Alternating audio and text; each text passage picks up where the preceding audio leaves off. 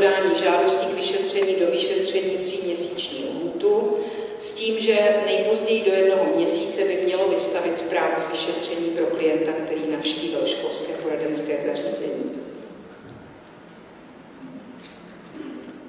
Škola následně zajistí bezodkladně poskytování. Podpůrná opatření jsou doporučována zpravidla na období 1 roku, teda 2 let. Tady bych jenom chtěla říct, že zpravidla, to znamená, může to být i na dobu delší. Výjimku ale tvoří děti s lehkým mentálním postižením, kde vlastně ty kontroly jsou stále po 1 roce. Nevztahuje se to ale na jiná postižení, která mohou mít samozřejmě tu lhůtu i delší. Nejpozději do 3 měsíců ode dne přijetí k žádosti k vyšetření lhůta se může adekvátně prodloužit a to prodloužení té lhůty jsem tady dnes už zmiňovala, to znamená, když je podmínkou pro vystavení doporučení třeba vyšetření jiným odborníkem, tak škola vystaví prozatímní doporučení a upozorní školu, že se může stát, že se tam ještě něco může změnit. Výsledky vyšetření žáka jiným odborníkem, jak jsem říkala, by neměly být zpravidla starší než 3 měsíce. Teď, co tam je nového v těch postupech, které znáte, co je tam nového?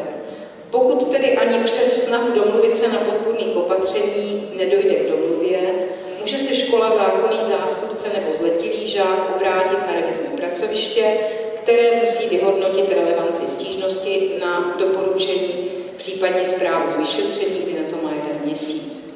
O vyšetření žáka a zpracování doporučení může nově požádat i zástupce veřejné moci. To znamená, může to být OSPOD, může to být soud, může to být policie, s tím, že ale tyto subjekty neobdrží od školského poradenského zařízení zprávu z vyšetření, ale obdrží pouze doporučení ke vzdělávání žáka. Maximální lhůta, jak jsem říkala, na zpracování zprávy je 30 dnů. Doba platnosti průměrného opatření, jak jsem říkala, je zpravidla nejvýše 3 roky. Co se týče počtu žáků a organizace vzdělávání žáků s podpůrným opatřením, vyhláška hovoří o tom, že zpravidla se ve třídě nevzdělává víc než 5 žáků s podpůrným opatřením, s tím, že žáci vyšších stupňů podpůrných opatření od 3. do 5. stupně podpory by nemělo jich být ve třídě víc než 4.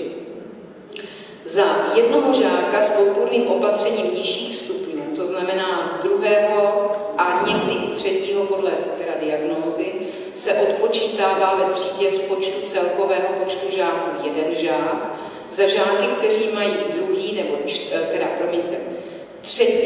nebo 5. stupeň podpory, případně jsou ve 3. stupni podpory s lehkým mentálním postižením, se odpočítávají na třídu 2 žáci. Ve třídě může být maximálně tedy 1/3 žáků s podpůrnými opatřeními různého druhu, s tím, že pokud se stane, že škola nemá možnost dělit, protože se taky podpůrná opatření udělují v prostřed školního roku, a nebo nemá prostorové podmínky, nebo je to škola spádová, tudíž nemá vůbec možnost dostát tomuto členění a snižování počtu žáků, tak si pro ten rok, kdy toto udělat nemůže, volí takzvaná plusová podpůrná opatření.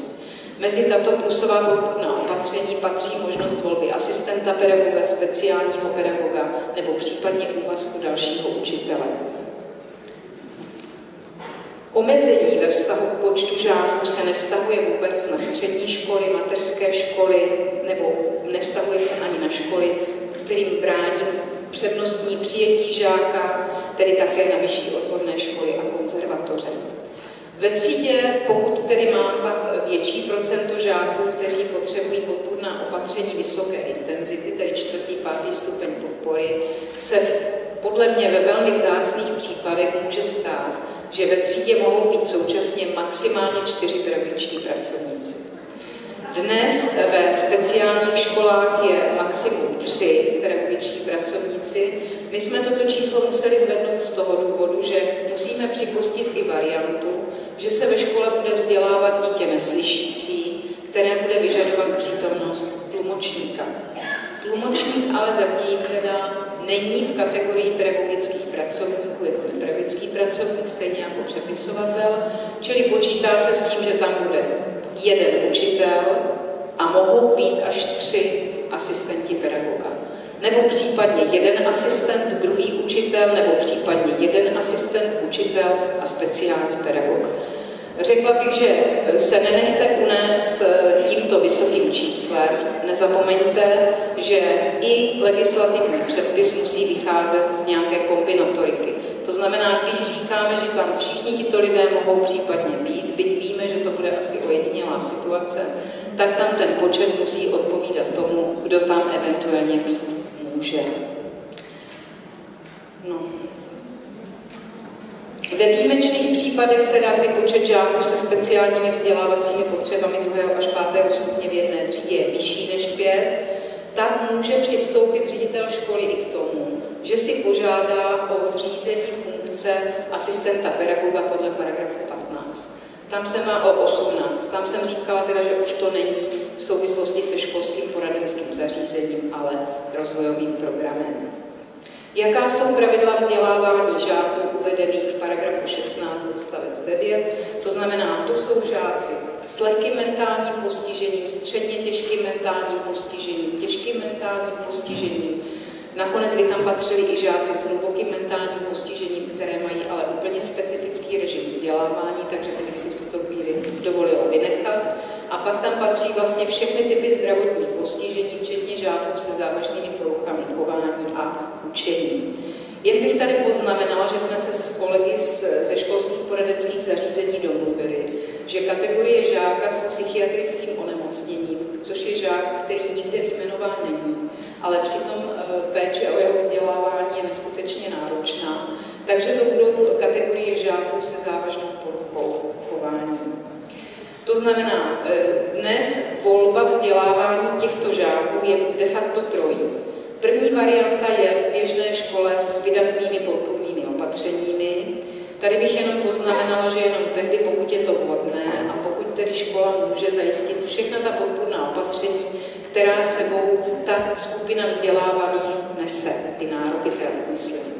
Dále může být tento žák, nebo respektive tito žáci vzděláván v běžné škole a tam, pokud těch žáků škola bude mít více, tedy míněno alespoň 4, tak mohou být tito žáci vzděláváni ve speciální třídě, oddělení nebo skupině. Ve škole, třídě, oddělení nebo skupině zřízené tedy podle paragrafu 16, dříve to byla škola praktická, to znamená třetí varianta je speciální vzdělávání. Tyto děti jsou zařazovány vždycky podle druhu, zákon říká znevýhodnění, ale víme, že se jedná o postižení s možností 25% jiných z celkového počtu žáků. Ve třídě mateřské školy, oddělení konzervatoře nebo studijní skupině VOŠ se mohou vzdělávat bez omezení žáci. A pak je tam podmínka, že škola, třída, oddělení nebo studijní skupina zřízená, tady podotýkám, podtrhuji, zřízená, pro žáky s mentálním postižením je vždy jednodruhová. Zařazování žáků do školy, třídy, oddělení nebo studijní skupiny, tak jednak už jsem říkala, že informaci, že budete mít takového žáka, máte v doporučení, máte tam informaci, jestli ho budete integrovat do běžné třídy, jestli bude teda ve třídě speciální, anebo jestli bude vzděláván v základní škole, která bude mít specifikum, že vzdělává tuto skupinu žáků. Tam, kde bude žák vzděláván ve třídě, oddělení, skupině nebo škole podle těchto pravidel, tak má škola za povinnost seznámit rodiče vlastně s podmínkami změn, které sebou nese vzdělávání podle tohoto režimu. Lhůta, dokdy musí rodiče seznámit, je 7 dní, s tím, že rodič si o vzdělávání v tomto druhu vzdělávání žádá. Je tam tedy také zase informovaný souhlas rodiče a doporučení školského poradenského zařízení. Nejmenší počet žáků třídy je 4 až 6, s tím, že ti 4 tam budou tehdy, pokud to budou děti, které způsobují ve vzdělávání velké problémy. Dneska tady říkali kolegyně, běhá, štěká po 4, svléká se do noha v průběhu vyučování a tak dále. Tam se samozřejmě musí počítat s těmito dětmi v tom nižším počtu, jinak ta třída může mít samozřejmě až 14 žáků. Při odborném výcviku na střední škole zřízené podle odstavce 9 paragraf 16 se skupiny naplňují do počtu stanoveného nařízením vlády. V ostatních případech má skupina na praktickou výuku 6 žáků. Školský zákon stanovuje také novinky, podmínky, respektive vyhláška, které se vztahují ke vzdělávání nadaných a mimořádně nadaných žáků. Určitě si pamatujete, že vyhláška 73 byla vyhláška, která specifikovala, že se věnuje vzdělávání žáků se speciálními vzdělávacími potřebami a žáků nadaných a mimořádně nadaných. Tato vyhláška za děti se speciální vzdělávací potřebou považuje i žáky nadané. Nadání samo o sobě ale samozřejmě není speciální vzdělávací potřebou jako takovou, ale průběh vzdělávání nadaného žáka může někdy vyžadovat specifické úpravy práce s ním ve vyučování.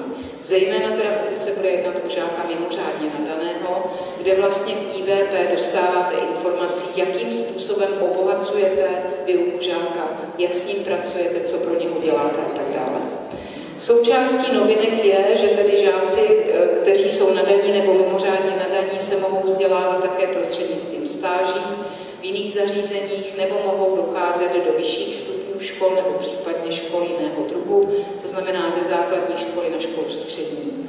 Mezi podpůrnými opatřeními pro žáky nadané se objevují zejména online přístupy do knihoven, různé technické vybavení, včetně pomůcek, které se vztahují zejména k zájmové činnosti těchto žáků.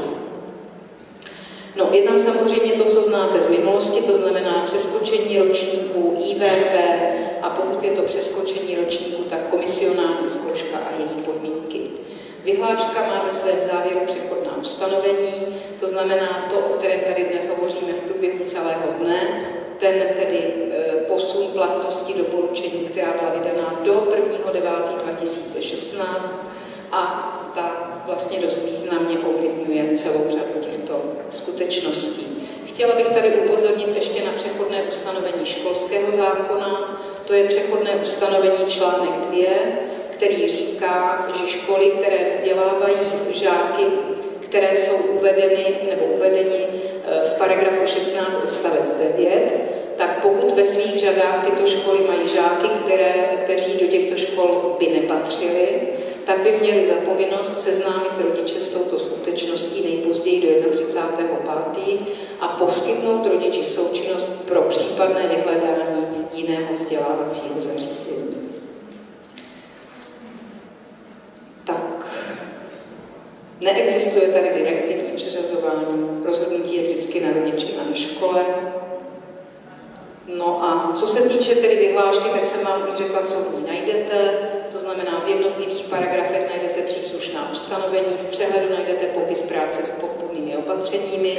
Krom toho tedy tam najdete také dokumenty, to znamená POLPP, IVP, zprávu z vyšetření, doporučení ke vzdělávání žáka v obou variantách a samozřejmě tam najdete také ten už zmiňovaný přehled kompenzačních pomůcek.